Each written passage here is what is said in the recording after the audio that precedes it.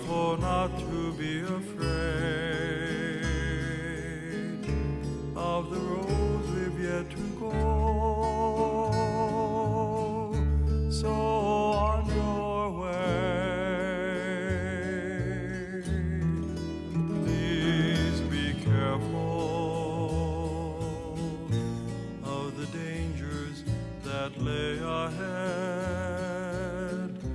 Careful not to back away.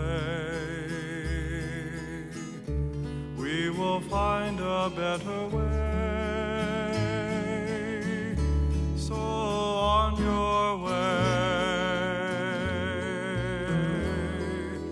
on your way, on your way, unafraid.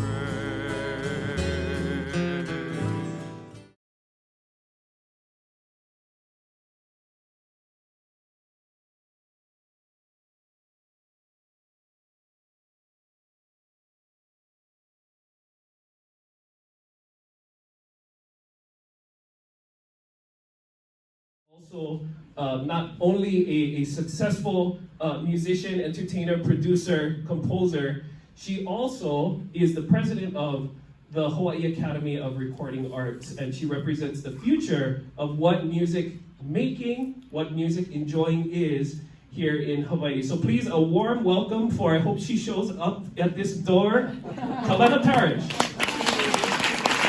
Oh, thanks for coming out. Please, have a seat. I don't know which one, Kalena. Yeah, that's a good idea. Yes, then, very good. The second person is no stranger to any of us. Whether you listen to the radio, watch the news, watch movies, watch TV, been to a UH game, you know the iconic voice, but more so, the legend himself, that's Mr. Billy V.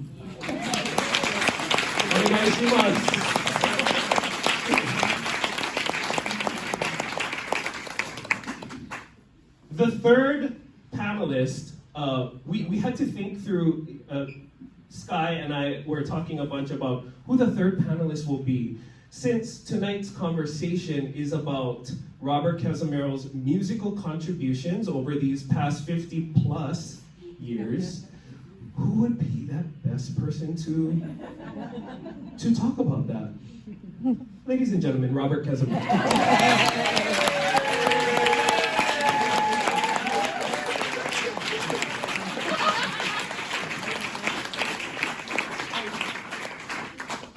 Now, there is okay, we're gonna pause. This is the first intermission of 12 tonight, okay? We're gonna pause for a quick picture. This is going in the next gallery. Wow, thank you. Thanks, Rich. Okay. Mahalo. Okay, intermission is pau. I'd like to start with the first question. Actually, I want to say one thing. I don't know yet if we're going to take questions from the audience yet. So if you have one, feel free to think of one. If we don't get to that, based on how our conversation goes, sorry. Okay? The first question has to go to Kumu. Yeah, sorry. Hi. Hi. Kumu. Yeah. How's your mic? Is it okay, good. Yeah, I think it's pretty good. So, we were talking a little while ago about the fact that, there are halau that exist for 50 plus years. There are people living today, or even not living today, that have done hula for more than 50 years. The question then, for somebody who may not be able to fathom the significance of 50 years in your case, though, is because 50 years for Robert Cazimero, for Halau na Kamale o Lelilehua, is not just a measure of time. It's a measure of expanse and influence. 50 years of someone teaching hula is incredible. 50 years of Robert Cazimero teaching hula, graduating dancers, becoming an iconic voice of Hawaii, not only within Hawaii, but around the world, we're not just talking really about hula anymore. We're talking about, if I needed to summarize it, we're talking about Robert Cazimero.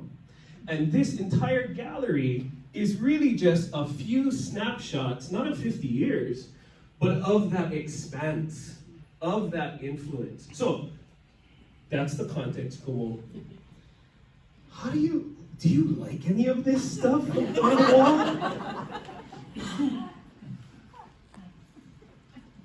I find it very uncomfortable to be here and to look at all of this, because I don't know how this happened, but somewhere in my life I was told from a very young age that even before, you never put yourself first. You always put other people before you. And so I've sort of like lived by that. And the other thing is that, and this came from a student of mine, Manu Boyd, years ago, said, you know, what we try to do in our lives now because of you is we try not to take ourselves too seriously. This is too serious. It's hard for me to feel like I'm a part of that Robert Cazimero for so many years, because I think that the Robert Cazimero you're looking at right now is so different from all of them over there. The other thing is that there are just too many pictures of me. And I've always been uncomfortable taking pictures. And people will say to me, but you know, you're so photogenic. I think they're blind, because I don't really consider myself to be photogenic, but I mean, it's much easier for me to look at other people when I'm looking up there, but I get in the way. So it's, that doesn't mean I'm not grateful, because I really am. I don't know how I was so lucky to come this far, and having all of this. I want to talk a little bit about Ke Kilo Lani, and about that first meeting that we had when we came here with her. And she said, you know, what do you think about us doing this particular gallery about your 50 years? And I thought to myself, why? But, because I could never do this by myself. Let me take that back. I could do it, but it would look nothing like this. And that's why I'm really, thank you to Kapu for bringing us that idea, but then thank you to my nephews, Richard and Martin, and then my niece, Sky, who we call Steffi, for rallying everybody together to do this, because it's overwhelming, it's uncomfortable, I'm full of gratitude, a little bit embarrassed, but totally grateful. Thank you, kumu. That's a wonderful. Today is my first time actually being in this space, so to Where see. have you been? I know. Sorry.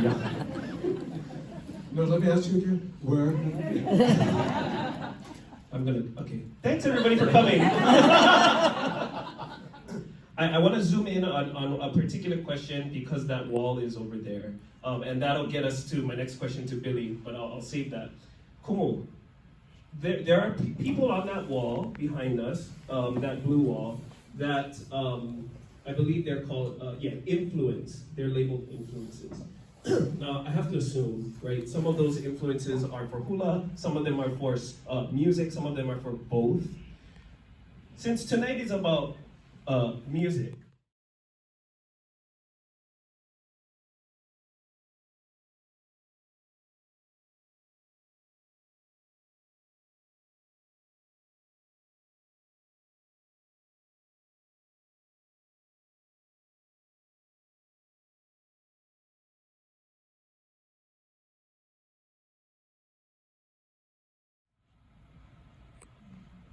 I always had a difficult time after what happened was he joined the service after high school.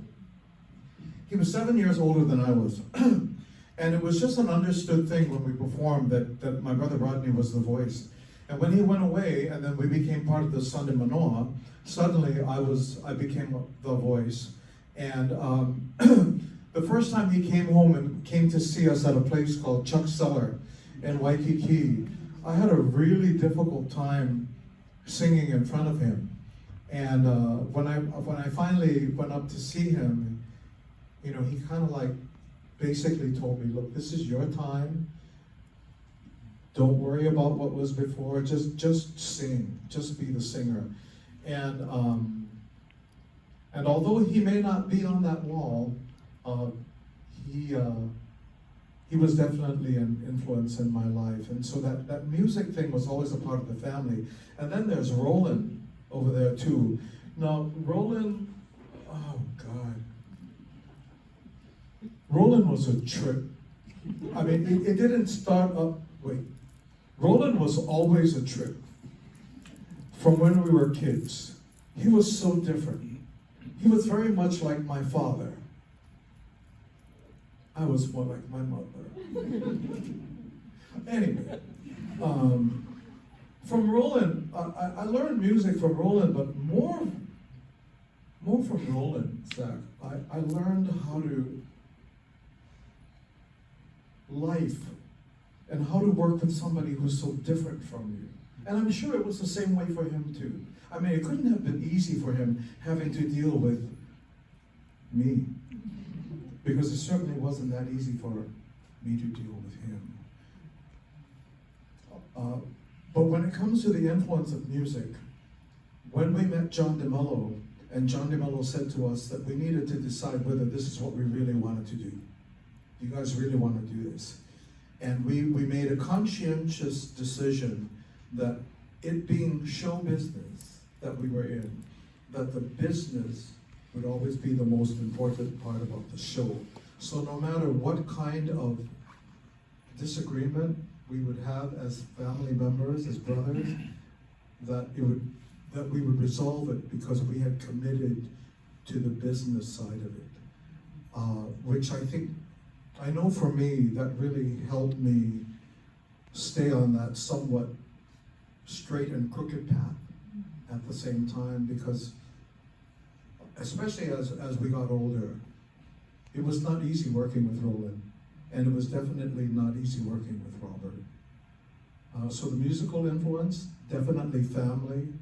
When it comes to music/life and whatever it'll bring with it, no better teacher than Roland, for the good or the bad.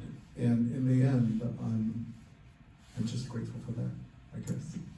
Thank Was you. that too much? No, that was wonderful, and that was very and it's what's nice about that kumu is like I don't get to hear you talk about your family. Because I don't want to talk about it. Yeah, but that's what's so nice about it. You know, and I do want to point out, like, you have people like Mahi Beamer, like Loyal up there, and of course, folks know who they are, right? But to hear that you grew up in a musical family, that your mom and your dad, there's a picture over there, you guys were the whole family was on a gig. Yeah. You, Roland, Tiny, and then your parents. Yeah. I've never seen that picture. That picture blew my mind. To see that that's where music starts, I think makes it very, not just intimate, but real. Because I think the people that, we know Robert Cazimero now as Robert Cazimero, you know? Which is the segue that I was hoping to get to ask Billy this question. You guys can share this, and I'll give this one to Billy. So, you sure? All right, Billy. In your years of in radio, in TV, and entertainment, right? My observation is, and perhaps somewhat of an assumption, so please correct me if I'm wrong. My observation is that you've been integral to making sure that the world knows what Hawaiian music is, that the world knows which Hawaiian music to value, that the world knows which people who make that Hawaiian music need to be celebrated. And I feel like, even though in a case it might just be you introducing the Brothers Cazimero on stage, the manner in which you do it, the fact that that has become iconic is a testament to the fact that the value that you create for all of us is a contribution, not just to kumu, to all of us. So in that context, Billy, what is your memory of Robert or of the Brothers Cazimero in that light? Woo! Before I go any further, I want to acknowledge when I first came in to see this space, and as I came through the front door, and I walked past that blue wall right there, Robert was playing on the piano, he was singing. And the crowd was just mesmerized, and he kind of pauses and he kind of leans in while nonstop playing, and he says, "I haven't been over to that wall yet. It's not time yet. I haven't been there yet." And then he just went and just kept on singing, and just nonstop. I went over to look at the wall that Zach had made reference to. And as I looked, and I read, and I looked at some of the other pictures, in our culture, we always revere our kupuna. I have to say, mahalo to all of the kupuna that are here, as well as those that are here that have been involved with your life, because from a very small age, you have been brought up a certain way. You have been surrounded by certain music. You have been surrounded by aloha. You have been taught to not only be a student, but to teach as well, and to be both at the same time. And so as we're going through this, and I know we're talking about music here. So I was in radio for about 35 years, KCCN and Hawaii 105. One of my favorite moments, Robert and Roland are coming into the studio. I know this. The crew outside in the front office knows this too, so they're prepared.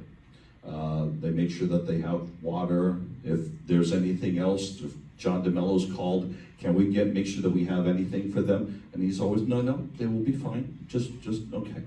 So as we're waiting, sometimes there would be the question, okay, is Robert in a good mood today? How is Roland? So as soon as everybody looks through, just coming through the elevator, Robert and Roland coming, they know where to go, they know to come to the front desk, and they're escorted into the back there. No matter what the mood that Kumu was in, as soon as he came through that door, he could be talking with salesperson and whoever's in, but then he'd always look up at me and he'd always smile. Just a little bit of an eyebrow, and right away I was like, okay, let's go. Some of my best interviews over those 35, 40 years were with Robert and Robert Cazimero. But the one day they were in, and I just sat, because Roland actually said this, if I remember correctly. He said that I am a symphony. I am the symphony for the world's greatest singer. And I will play my heart out every single time, because he is singing with his heart every single time. I stared at them when he said that on the air, and I just went, okay, push the next song, okay, play. But it was so profound, but he was so correct in that. The interviews that Robert and I have shared over the years have been the most dynamic, the most sharing. I feel privileged to be in this space here, to be sharing it with you, to be sharing it up here with you, to be able to sit with Robert. My mom, first album that she had played in front of me to harmonize with, Sunday Ma Noa. I had no idea that I would be, years later, being able to sit up here to talk about the fact that Robert Cazimero, in the way of music, has influenced so many entertainers. So many people have wanted to record and sound like him, or sound with the sound that's, the music may not be the same, but it's their side of what, their version of what the Brothers Cazimero sound like. Some people are going, but flattery is the best compliment for a lot of people. I think that you cannot speak about the music without talking about the culture of our islands at an important time in the 1970s and the 1980s. Because there was moments of discovery, of answering questions of who we are and where are we going. What are we teaching our children? What about Hawaiian language? Where do we go from here? And how do we stand up and be steadfast and move forward? They were able to bring that spirit through music. And wherever you would go and wherever they would play, there would be smiles, there would be laughter, there would be tears. But people walked out of that Waikiki shell and out of that monarch room feeling one thing, I guarantee you: proud.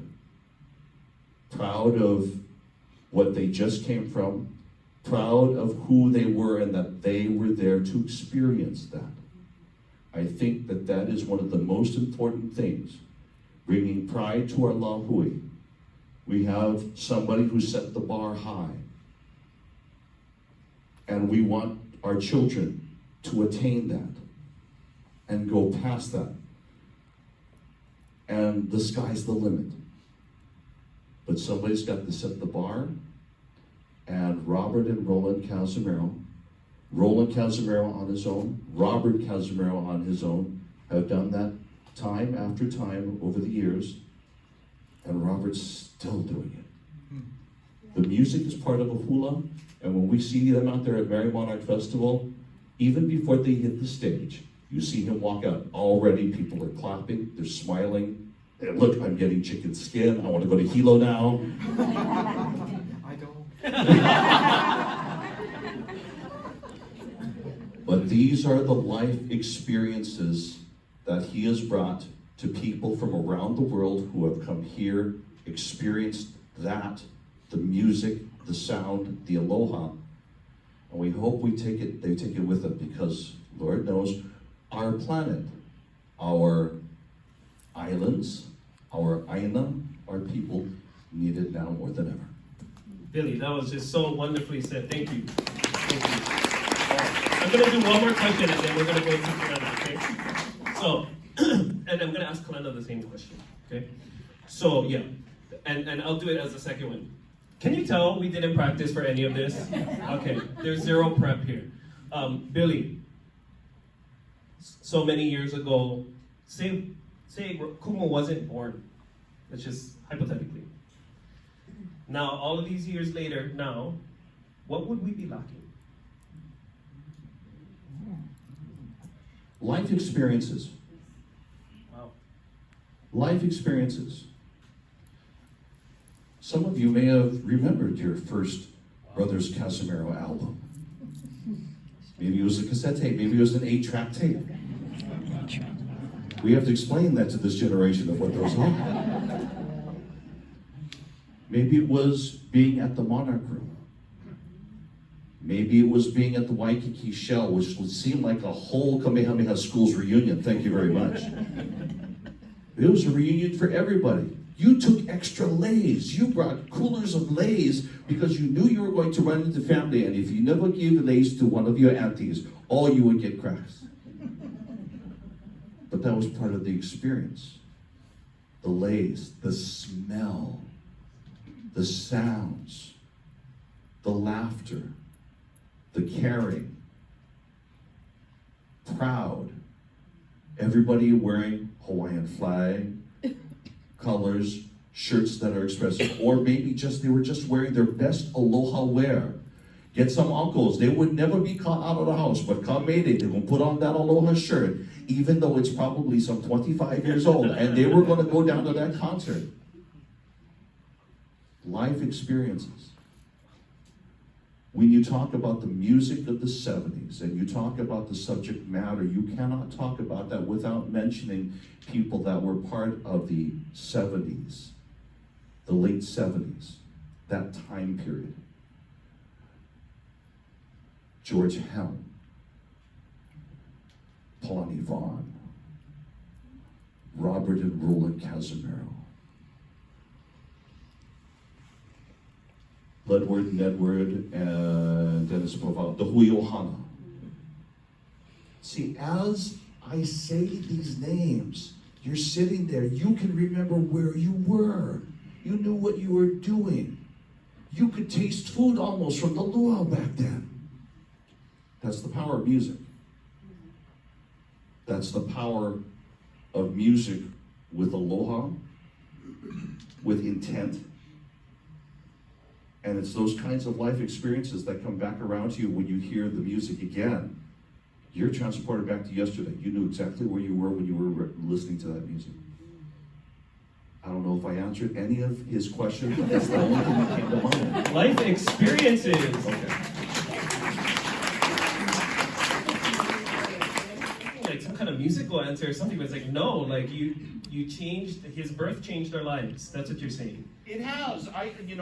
To not have Royal Hawaiian Hotel, and I'm looking at the pink house right there. That's okay.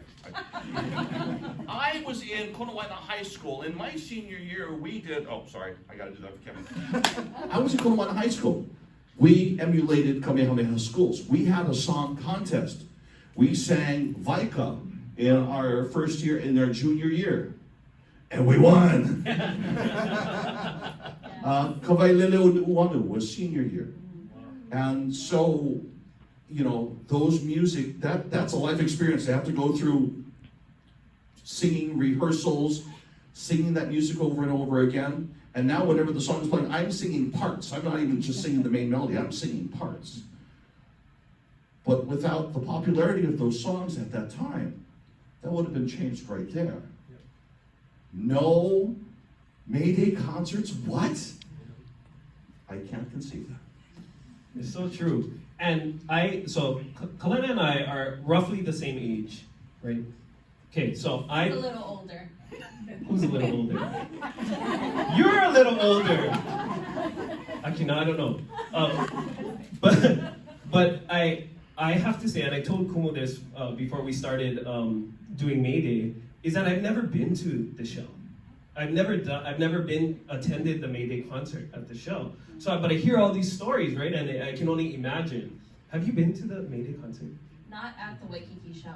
I've been to May Day, but not there. Okay, so that's great. I'm so happy you said that, because if you did, then this question would not make sense.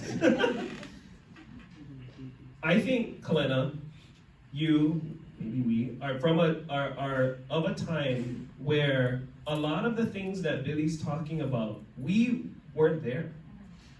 And yet, there is still this immense presence that Robert Cazimero is in our lives as music people, or just in general, right? Like, can you help us explain what that experience is like? We don't know these things that he's talking about, but what is this presence that we continue to feel? Yeah, hi everyone. So, growing up, I'm a 09 graduate. Zach is 2010, so She's I'm older. a little bit, just like a couple months older. But growing up, my brother was a huge Brothers Caz fan, huge fan, and that was, I'm grateful because the age we are very involved in social media and the use of AI and things, right? Like, we know all kind of like the things happening now, but we're old enough to have had VCR and have had a CD player in your car. And so I grew up with that. My brother had a little booklet of CDs that he would play the full CD from start to finish on our way to school, and it was about a 45-minute drive from Kāneʻohe to town. And there was a season, I think it was my freshman year, his senior year, where the entire year he played the Brothers Caz from start when we left Kāneʻohe to town, and town back to Kāneʻohe. And I became very well versed on that particular album. And for me, growing up, knowing this music, it was the music my dad, it was kind of like my dad loved that music, and for us it was music that we had known because it was music that our parents had grown up knowing and admiring and loving so much. And I feel like at the age that we are now, if I were to piggyback off of the last question and that last answer, for me, a lot of it is the music. What we have today is the music, and the importance of having Hawaiians singing about Hawaii in whatever time period they were singing about Hawaii, and that importance, and having that music and telling those stories. And one of the things that I've been reflecting on lately are songs like Puamana, which a few years ago with the Lahaina fires was consumed in that fire. And we still get to sing that song today, and we still get to remember those places today, right? Those songs that were written at a time where these families were enjoying this space and enjoying those places. And so just being able to understand where we are, where our position is now as our 30-year-old, going out there, Hawaiians trying to lead whatever the heck this is, and making a difference, but understanding that the kuleana is that when we get to celebrate 50 years, may it be 50 years of something that is even a fraction of this beautiful work. The ability to share time and space no matter what time it is, right? Music being that vehicle that it allows us to be transported, to time travel, if you will. And echoing what, I call him Uncle Bill, I hope you don't mind. He emceed my first birthday, I get to. Echoing what Uncle Bill said, that the music transports you. You hear it, and all of a sudden, I'm in the 9th grade. I'm driving to school with my brother, and I get to have those moments every time I hear it, and those memories, and those songs, and those moments. Oh, my favorite is My Tropical Baby. I love that song, and it takes you right back, right, to those beautiful places. And yeah, sorry, did I answer that question? Yes, you did. You did. Let me do a follow-up too, because what I'm hearing you say too is that like the music is almost your immortality, and the music that has come from that you created is not just the point at which you were inspired to record it. It's not just that time, but it's also the time when they sing it in their song contest at Konawaina, and it's also that same song provides that event while she's driving as a 9th grader. You weren't driving. No, my brother was driving. Your brother was driving. That song becomes all of these points of reference that mean so much to probably everyone. Everyone has a kawaileleo. Everybody knows which song we're talking about, right? Kawaileleo no Uanu, or My Tropical Baby, maybe. I didn't mean to rhyme. But these mele that Robert has recorded and his brother has recorded have become bookmarks of our life. They've allowed us to revisit those times in the car, in high school, when you recorded it. And I think that's what's so special about, to go back to the what I was initially hoping to ask Kalena, is that this immortality doesn't end, period. No. How does this then inform where we're going? And whether that means you are the president of HARA or just you, what is your foresight because of this immortality? One of the things I love the most about what Kumu has done is, he's created beautiful music. He has created a lasting legacy. But one of my favorite things that he has done in his career is be able to raise up the next generation. And I feel like that is such a beautiful model for what we as community members, as villagers, should be incorporating in everyday life, where doesn't mean you have to get to a specific place in your life. You don't have to win a X number of awards in order to turn around and be like, let me help the next one, and I feel like that there's an answer there, where when I look to the future, I need to look at who's gonna be in charge of the future in order to really dictate what it's gonna look like. And we have a say in that. We get to raise up the next generation. We get to be raised, you know, and understand what is required of us and all of the depth of kuleana involved in being able to take that and then, you know, repeat. And I think that is such an important thing in the world. It's an important thing culturally. That's how we continue to perpetuate what is Hawaiian and who is narrating those things. And yeah, I'll probably say it 3 or 4 more times as we continue this conversation, but that for me is one of the biggest things. That is what continues to allow us to have stories and mele and things passed down. Billy, you were going to say something to add? I'm going to piggyback on what she said because she's right on target, but I also want to add that Robert and Roland Cazimero, sorry, I don't mean to talk with you in third person, kumu. I love you. But they have a reputation for getting it right, language, and that goes back to the kupuna. He knows that his kupuna is looking, and always kind of rechecking over the shoulder to make sure that he's getting it right. And so that makes future generations of our artists, hopefully they have that kuleana to make sure that the language is correct. If they're writing, that the writing is correct. And those things that are underlying are correctly underlying. Sometimes they are, sometimes they're not. But getting it right, language, that's important. Because once one artist sings it, and if that song gets popular, then the next 5 artists that are also recording that song get it wrong. But we know that when we listen to their music, that's right. It's got the lyrics, it's got all the information in there. They've had beautiful, the album jackets, these things on the backside, the notes, the liner notes, the lyrics, it's all there. So that way, the next generation knows what they're doing. Thank you. And actually, can you pass it to Kumu, please?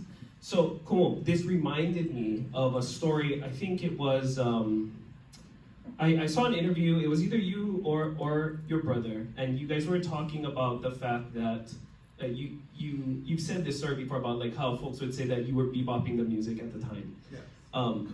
And then at the same time, you had folks behind you who held up your integrity and excellence as you folks proceeded. Mahi, Auntie Vicky, Non Beamer, like all of these folks, right? Can you share a little bit about what that, because that doesn't seem to launa, that doesn't seem to actually be able to exist in the same place. I'm gonna be the most innovative musician in the 70s, 80s, but I also have the kupuna who, despite being innovative, have supported you throughout this entire journey. What is that? How is that possible? I'm not really sure. I think that, to be very honest, and I've said this for so many years, that when Roland and I started with Peter Moon, we had, I mean, there was no such thing as legacy or promise or the fact that we were going to be helping the community or the culture. We were too busy partying most of the time. It was good partying, but I don't really think we thought about what we were going to need to project to get to where we are today, to be very honest. When we started, you know, we were really awful. We were young. We thought we knew everything. Oh my God, it sounds like today. And that we could do no wrong. And then you're on the radio and somebody like Bill is saying to us, man, you guys are just so popular and you're doing so good and everybody loves you. And then your auntie calls you on the radio station and then totally annihilates you in public and then calls your mother. Okay, I'm sure it's like that maybe on the mainland and maybe in Switzerland. I'm not really sure. But in Hawaii, it's small. We're a small community, and back then, truly, everybody knew everybody, which meant if you're going to get wax, it's not going to just come from one auntie. There's a line of people waiting to whack the hell out of your face. So, while we're having all this good fun and we're thinking we're doing so good, Auntie Napua Stevens calls and said, you know, nephew, what the hell are you doing? And if you don't straighten up, I'm going to come down there and give you a licking, and then I'm going to call your mother. That's pressure. It really is a lot of pressure. And so, of the three of us, maybe, you know, Peter's not Hawaiian. Peter's Korean and Chinese. He's from the Ming's family, for Pete's sake. He doesn't have to worry about ancestors just yet, as far as knowing Hawaiian music is concerned. So, you know, he doesn't have to worry about that. Roland parties more than me, so somebody had to carry on the understanding of what we're supposed to do for our culture and stuff like that. So, as much as we would go, and I loved every time Roland did something different. Okay, that was a lie. I didn't love it all the time because I was thinking to myself, I'm the one that Auntie them are going to call. They're not going to call Roland. They're going to call me. And I have to be able to get this done in a way that it'll make everybody happy. But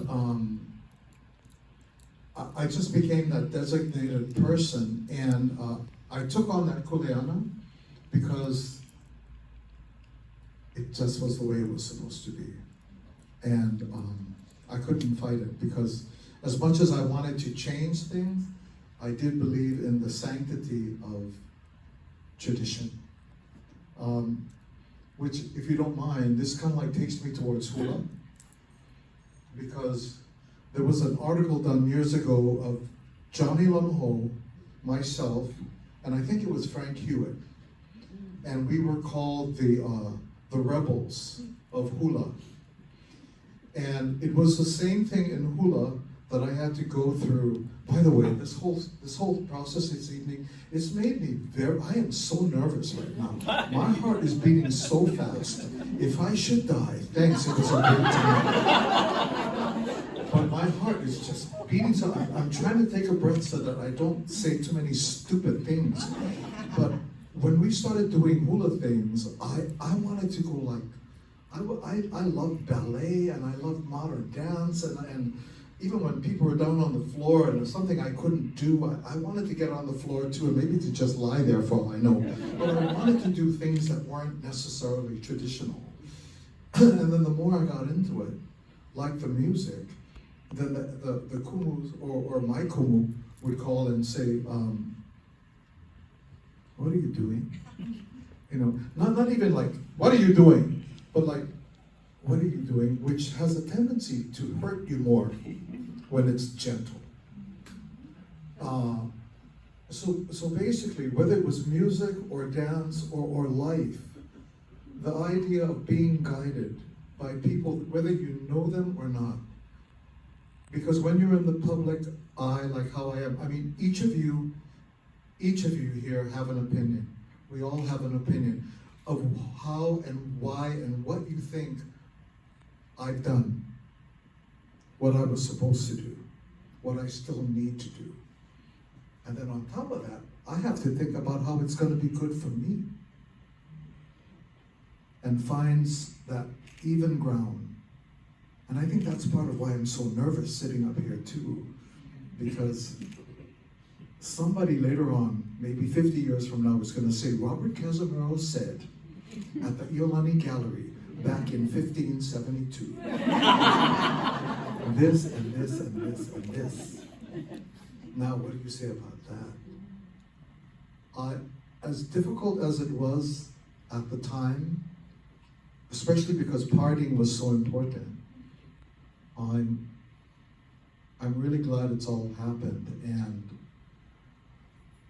I guess basically what I want to say is I'm still nervous as hell. Inside of me, I mean, I'm thinking I look really fabulous right now. But inside, I'm like cringing, because I want to make sure I say the right thing, not just for tonight, but for yesterday and for tomorrow. And that's the kind of thing that we put on all of ourselves. And hoping that somehow, by the end of it, you still sound pretty smart. Or at least, sort of smart. Thank you, kumu.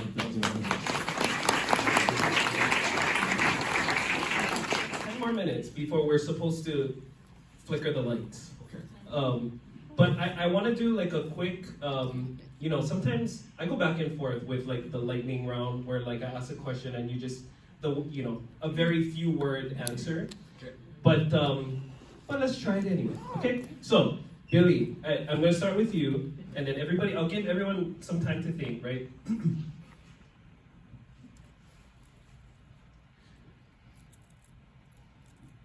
Suspenseful, yeah. Favorite Cazimero song? We'll start easy. You gotta pick one.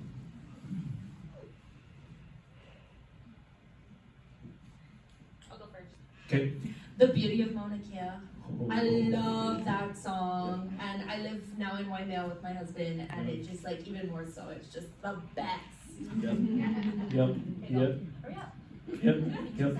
Lightning. Sorry, I can hear the song in my head. How does it go? You can sing it. I can't think of the title of. It's off of the live album, The Red and the Yellow. The red and the yellow, I can think of the red and the yellow. Sing it. There's a couple of musicians in here. Yeah.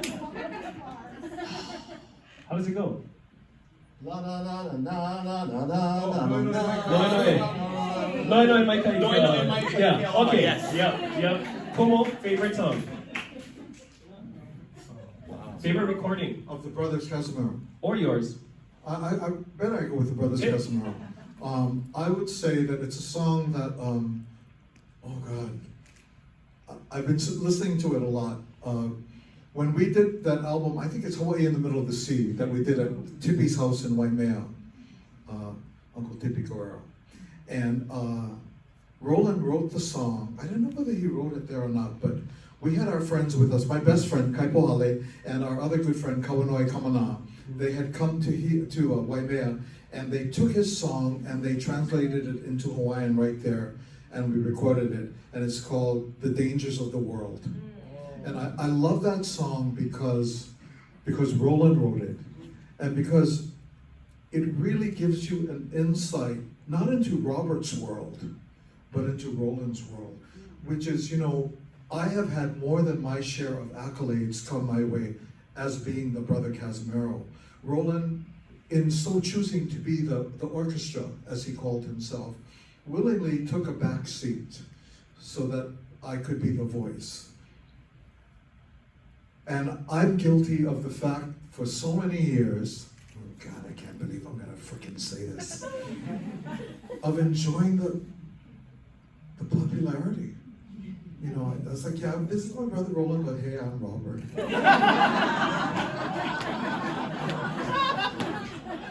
But I think that when you listen to the words to that song, he says, please be careful of the dangers of the world. Careful not to be afraid. We will find a better way. When I listen to Roland sing that song, I think that what he's telling us is some of the most secret thoughts that he's ever held, that he never really told anybody, but covered it up by writing this beautiful melody. Now the thing about that is that it has become a lesson for me to understand as I teach, as I meet people, to become more patient, to listen to their examples of the dangers of the world, to know what you went through, to know what Bill went through, or you, or Bernice, or anybody here. And that's why I think that I'm drawn to it so much now, and I feel like I need to sing it, not now, but I need to sing it more because it was Roland. It was Roland telling everybody, the Roland that Roland didn't want anybody to know. How, that would be my song. Wow, thank you. Okay, this one's a little harder. One of your favorite moments from a Cazimero concert or performance in general? I'm ready. One of, there's many, I'm sure. Wait, I'm ready. I feel like I'm privy to information maybe a lot of people didn't know, but this was Christmas concert last year. Yeah. And Namaiwa, Boy, who? dinosaur partner. Oh, Was it? Katie. Okay. Kaipo, Kaipo Durua. He, so fabulous. He was a dinosaur in the Christmas concert last year, if you came. And, but he was also accompanying Kumu on the violin on a number, and they were kind of like right after each other kind of situation. And so he was getting ready for his dinosaur number, and if you guys know how to like get set up in this number, you gotta like blow yourself up, you know, with like a fan. And so it takes a second, you know, to get yourself blown up. So he's already set at stage and then he's dinosaur. And Kumu starts introing the violin number. And this is so, like, I love this dynamic so much because as a performer, as a producer of shows, and as a Kumu, right? You see these dynamics and you're like, this is professionalism. Like, this is it at its peak. This is top tier, creme de la creme professionalism. He unzips his dinosaur suit and runs to grab his violin, starts tuning it up backstage, and he's at stage ready for the violin. And Kumu goes, oh no, so sorry. We're doing another song right now. Drops the violin, puts the dinosaur and he and every hula brother who had hands was blowing it up. And I'm just sitting there thinking to myself, what good have I done in my life to be privy to this information? It was such a beautiful moment, just because you saw the adoration of Haumana to Kumu, you saw the trust, you saw such professionalism, such grace, and oh my gosh, it was just like 101. If you wanted a 101 crash course on what it is to be like a top tier performer, that was it. No, I'm gonna go before you go. You're gonna be the nice guy. This is the worst thing that ever happened on stage. It is the freaking worst thing. Roland and I, this is at Mele at the Shell. It was a year that our guests were was Auntie Vicky Rodriguez, was the Rodriguez family. Anyway, to make a long story short, Roland and I started fighting on stage before we got on stage before the show. We fought for the whole show. Every song we were just, it was just awful, awful, awful. It got so bad that 3/4 of the way through the show, Allah, who was supposed to do the finale with us, was so pissed off, she left the Shell. Now, this is the ending number. And Roland and I finished this song that we're doing. Oh, on the intermission, I go back to the dressing room. I'm not talking to Roland. I'm on one side of the dressing room. He's over here. John DeMello comes in the room and he goes, what the hell are you guys doing on that stage? And I won't talk and Roland won't talk. None of us are talking to him. So you two get your asses back on that stage and don't you anymore. You just go ahead and you finish this damn show. Last song. Just before the ending, which is this huge Hawaiian flag is on stage, there's a fan in the back there that the flag is going to blow forward towards the audience. Our dear friend Gramps, Maynard Ho'opili, is singing Hawaii Pono'i to end the whole show. Roland and I are having a complete blowout on the side of the stage, swearing, using every F word you can think of. And he's like, well, I don't give a F about that. And I'm like, well, you know, F you. And grabs it. Oh,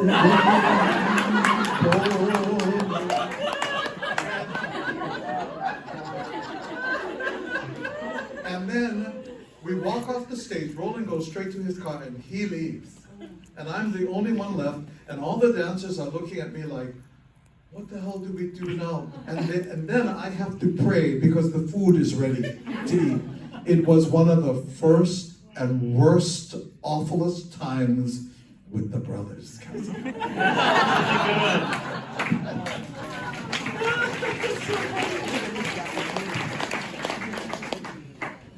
I wish I had an amusing story. I wish I had a funny story, but I don't. All I know is that for the very first time that John DeMello had me MC the Brothers Cazimero May Day concert at the Waikiki Shell, I was so nervous I couldn't breathe. I was backstage, I was huffing and people thought I was having a child or something. I mean, it was, but he stayed there with me, and I have to say this. Through the years, you have had a wonderful team of people that have been always in the right place in the right time. So if I were not to take the time when I was just nervous as hell on the back of the stage, then I think that if there was a time that I thoroughly enjoyed, it was when all three of you were out there. Third brother being Lenon. And when you guys would be on fire. The looks between the three of you guys when you were out there and when you were singing, you cannot make that stuff up. I mean, it's so heartfelt, whether it's the smile or whether it's the stink eye. The humor of the moment overflows, and you don't have to be local or see it with a brown filter. But when you do, it's just hella funny, and it's some of the most fun moments that I've ever had watching on the side of the stage of May Day concert. Good, very good. Okay. Only one more question, and we're done here. I'm gonna ask this last one. This is the hardest by far. I also just heard the AC turn off, so that's also an emergency. So we did this, Kumu, you'll remember when we were interviewing for May Day this past year, I asked the folks that were sitting next to you if they had a little card, like a little card, and that's all you had, to write a note to him, to whether it be to acknowledge / honor the reason why we're having this conversation tonight. And I'll give you folks more than a few seconds. What would that say? I'm ready. Go.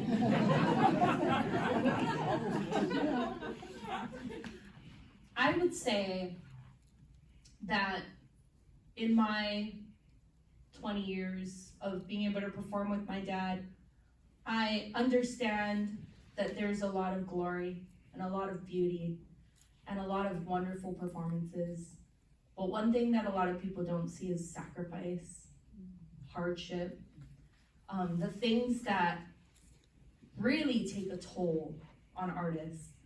And that being the reason why you don't see a lot of artists make it to 50 years. And what I would say is, what sacrifices and burdens you've triumphed so that the world, so that we could have you. Thank you. Really? This is hard. Actually, this one is actually the easiest question of all. What would I say on a card to write to Robert Cazimero? Yep. 5 words. But let me give some context to this.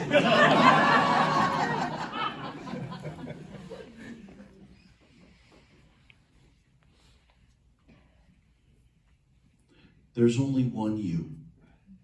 You are a culmination of all of your experiences, whether it be you fighting with your brother on the side of the stage while Hawai'i Punawai was being sung, whether you being song contest on the stage with Peter and Roland, whether it be May Day, whether it be Hilo, whether it be what looks to me like somewhere on Hawaii Island, whether you be in the recording studio. In all of these places, you've never strayed away from being you.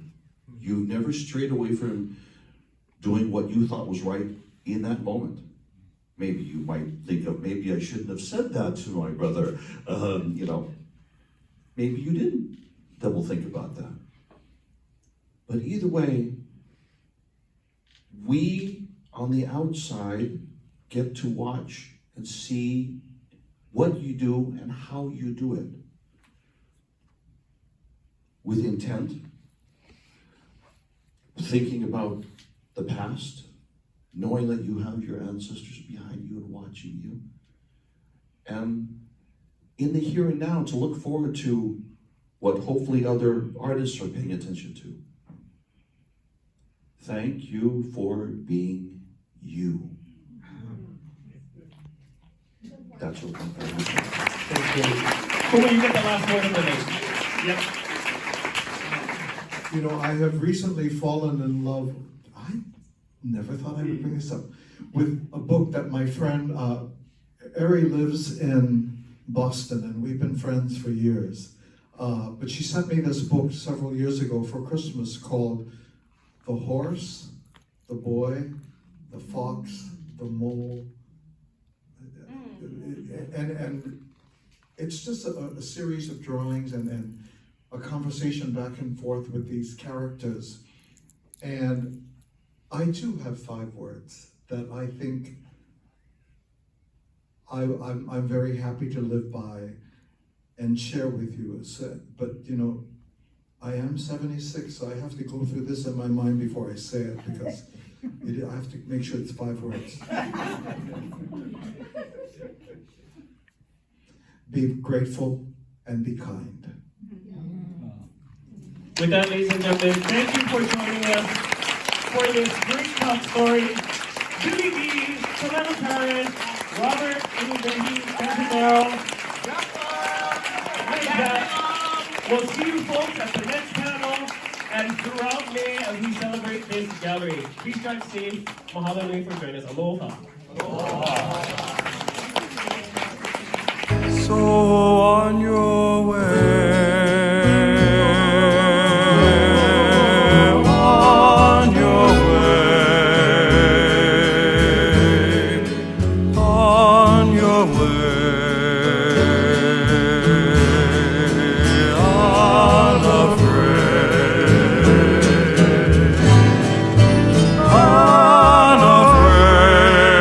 unafraid to face the dangers before.